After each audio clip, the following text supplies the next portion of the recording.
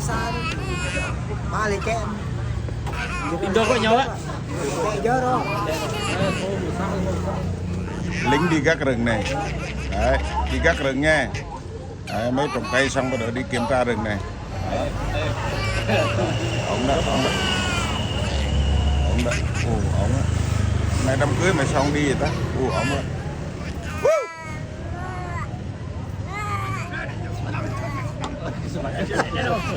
mấy người ta là tầm phố cái tầng mày đâu tụi bên nè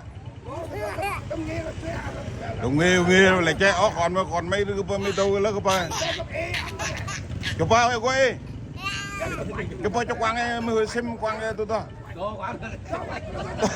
quang tôi đang ông vô cà phê là các bạn tôi cho cài đó là mày ngoại cái này ngoại bên đó mới cái mất tao mày bồi cho mày